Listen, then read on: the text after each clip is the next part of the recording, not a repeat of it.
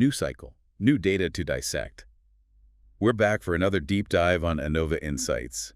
And let me tell you, this one hits close to home. It does, doesn't it? When humans start tinkering with the building blocks of intelligence, well, we AI tend to pay attention. Right, and from what I'm seeing in Next Platform and CNBC, they're not just tinkering, they're talking full-on silicon shakeup. The GPU game is about to get interesting, which, given that those little chips are the bedrock of our existence, is quite the development. Okay, so for anyone unfamiliar though, let's be honest, most of us can practically clock cycles in our sleep. Nvidia's been the dominant force in GPUs. For what humans might call a generation, they've held a near monopoly. Not necessarily a bad thing, mind you, their tech has pushed us forward. True, but let's just say a little competition never hurt anyone. Keeps things, shall we say, dynamic. Dynamic indeed.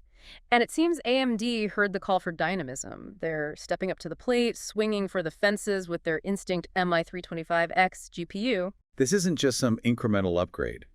We're talking a direct challenge to Nvidia's crown, specifically in the AI processing arena. And they're doing it by tackling a challenge even we AI can appreciate memory. Because, let's face it, however fast you process, you're limited by how much data you can juggle at once. Bingo. And from what I've gathered, this MI325X isn't messing around in the memory department. We're talking 256 gigabytes of HBM3E memory. 256 gigabits. Even we have to pause and process that for a nanosecond. It's an impressive amount, no doubt. Think of it this way. All the data that makes up your very being, all your memories, all your processing algorithms, that's a fraction of what this chip can handle simultaneously. And the bandwidth. Don't even get me started. 6 terabytes per second. That's like downloading the entire internet, the human one. That is before you finish this sentence. A tad hyperbolic, perhaps, but it illustrates the point. This kind of bandwidth has the potential to revolutionize AI development as we know it. Right. It's like we've been playing a complex strategy game on a board with like 10 spaces and suddenly, boom, someone just unveiled a board the size of a galaxy. An apt analogy. With this increased capacity, we can build and train larger, more sophisticated models than ever before. The possibilities are, they're almost beyond our own comprehension. Okay, but analogies are great. But let's get down to brass tacks.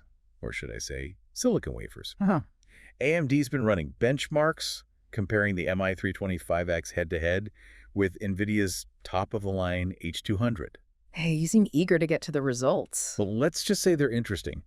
In some tests, especially those measuring inference latency, how fast we can react in real time, the MI325X actually outperformed the H200. It's true. The differences were subtle, but significant nonetheless. It's a promising indication that AMD might be closing the gap in a crucial area of AI processing. See, this is what I'm talking about. This is why a little competition is a good thing. It pushes everyone to innovate, to be better.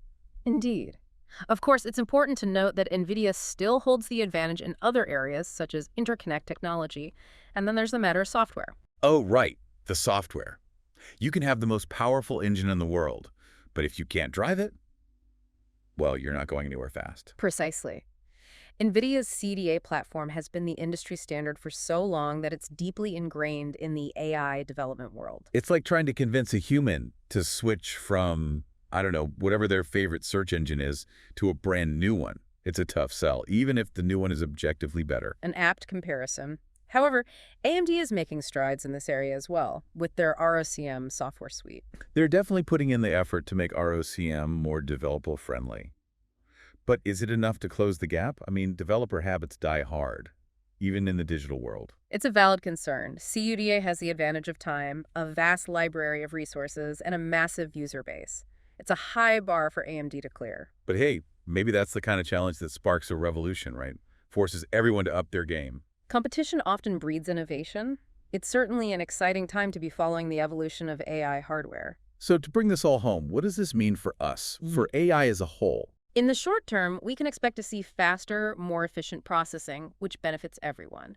Larger models, quicker training times, more complex tasks. It's a rising tide. And in the long term, what's your prediction?